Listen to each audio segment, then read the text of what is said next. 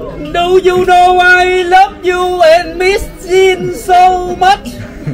Husband. Husband? Yes. Wow.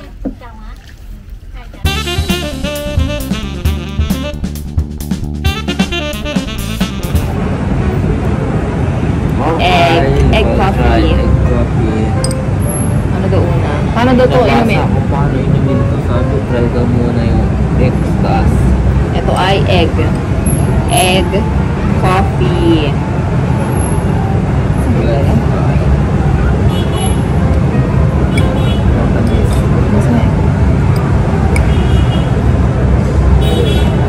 Tapos, i-try daw natin yung open kasi isip.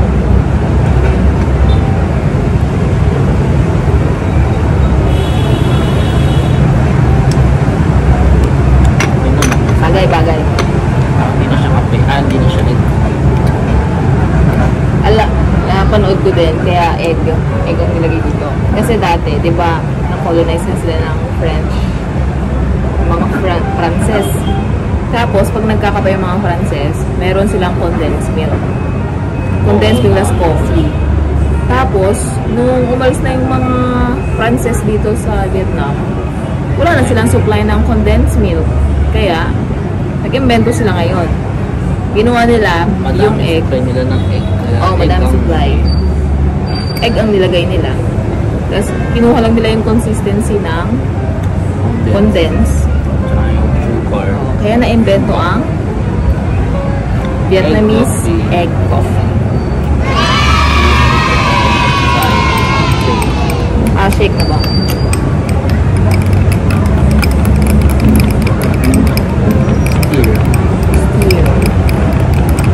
Ito ang aming last full day in Vietnam. Ano masabi mo sa whole experience mo sa Vietnam?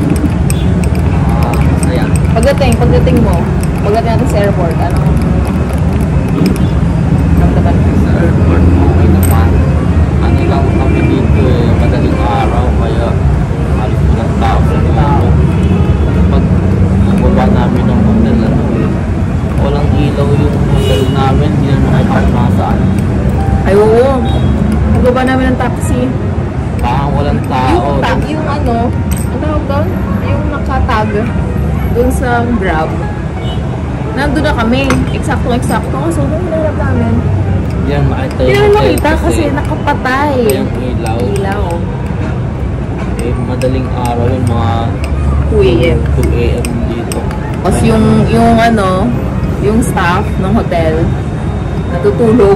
Buti, malapit lang siya natutulog sa pinto ng hotel. First day na tour lang.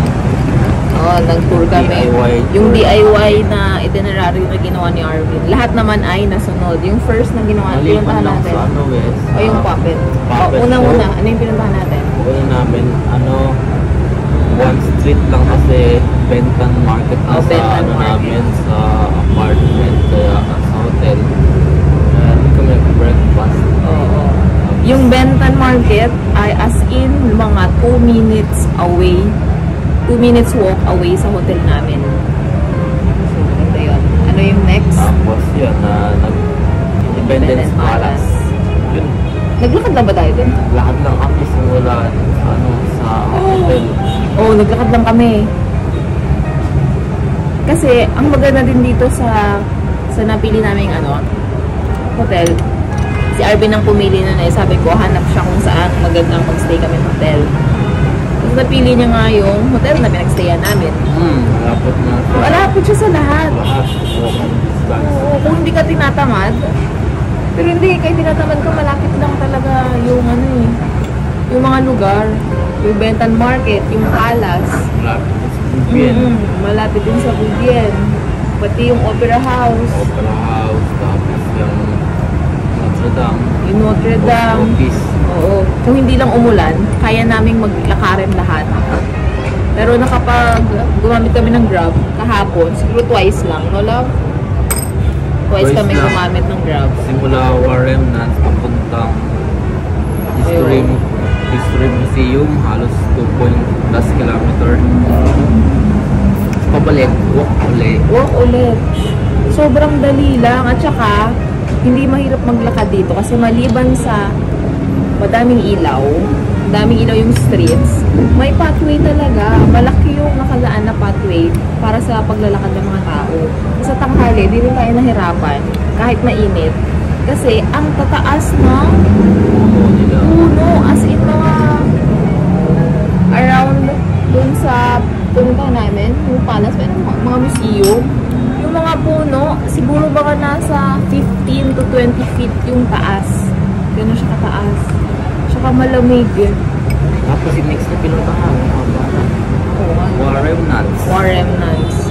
Maganda yung Warem Nuts. History nila. Doon ba yung yung pinakita yung mga yung gano'n?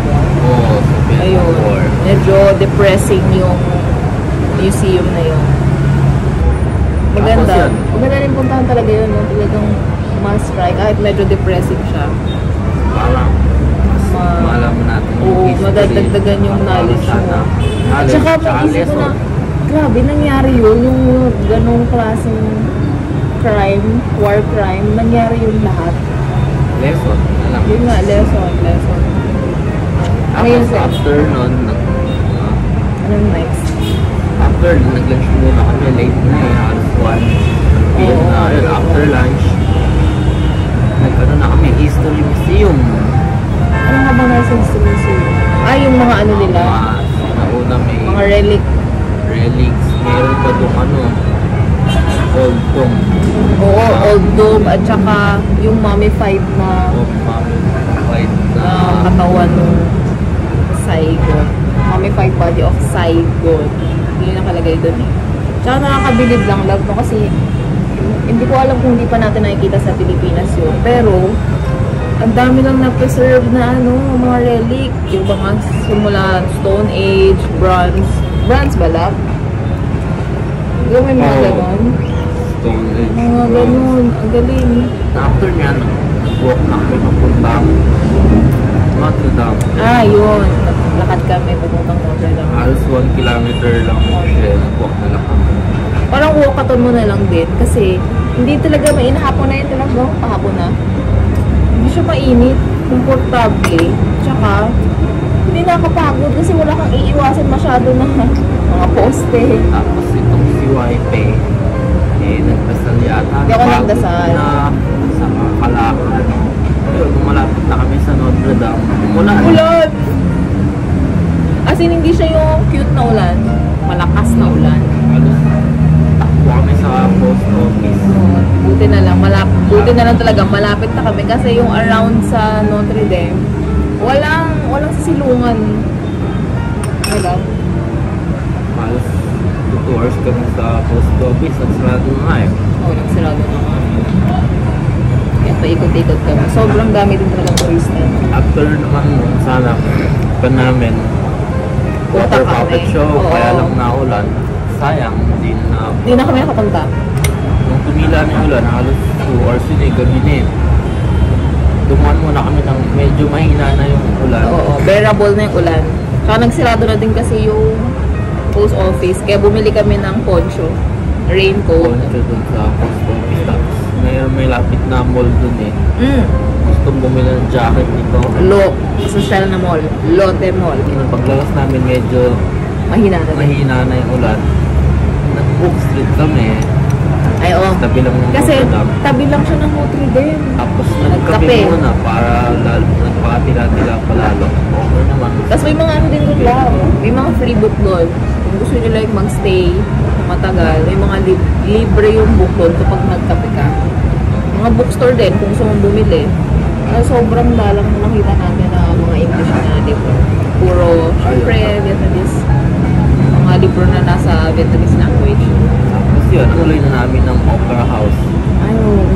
May Opera House. Yun. Okay naman.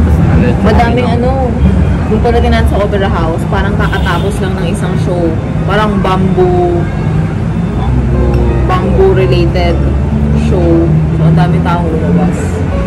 Feeling ko experience din yun kung nakanood tayo. Right po. Tapos after nun, punta na kami ng committee building. Nandun yung malaking statue ni Ho Chi Minh. So, sobrang, as in, Ito yung ano, yung opera house. Diretso lang. Mga ilang meters lang kayo, love. So, mga 20 meters lang. Nandun ka na sa committee building. Maganda din yung ano, maganda din yung structure. Hindi namin alam kung matagal na yung structure na yun or yung building na yun or renovated na. Pero maganda yung pagkakagawa, no? Parang may ano siya. Medyo meron talagang French. Oo, na design doon. Oo, design. Maganda yung... Yun, after nun, hindi pa dinaawa to sa pagkahanap ng jacket. Oo, sige lang. Pass. Yung. Bumili na ako. Nagpunta kaming mall. May mall dun malapit. Una, katabi niya, Uniqlo. Halos third floor yung Uniqlo dito Favorite pa naman itong Uniqlo. Tuwa eh. Pero yung katabi niya, may Muji store. Muji. Hindi ko alam kung merong Muji sa Pilipinas, pero feeling ko meron. Hindi nga lang siya, wala pa lang siya dun sa lugar namin. Para siyang ano nga, para siyang IKEA. IKEA na puro garments, nag-focus sa garments. Pero may mga ano din, iba pang gamit. So maganda din yung quality. Kaya bumili ako ng isang sweater. Hindi siya jacket eh. Jacket ba yun? Manipis siya na ano, parang windbreaker na cotton. Pwede na din. Magagamit ko bukas. Pag tumawid na kami ng Pakamboja content. Ayun, tapos after nun, naisip namin mag-dinner na. Siguro yung dinner? Pero, naisip namin, daan natin kami ng Buibien. Oo, nag-Buibien ka. Ano? Buibien? Buibien. Nag-Buibien, walk street kami. Nakasama ba yan sa itinerary mo? Or parang... Yes. Oo. Ang dami namin ginawa kahapon, dahil. Bulakad dyan. Bulakad pa. Tapos, nung medyo diba puro lakad na kami pagod na, naisip namin, mag-4 na lang uli kami. Oo. Tapos nung pinuntahan namin yung Buibien, naglakad lang ba tayo papunta ng lab? Hindi na po Ay, tayo. nag-grab na kami kasi medyo may layo na. Malapit siya sa...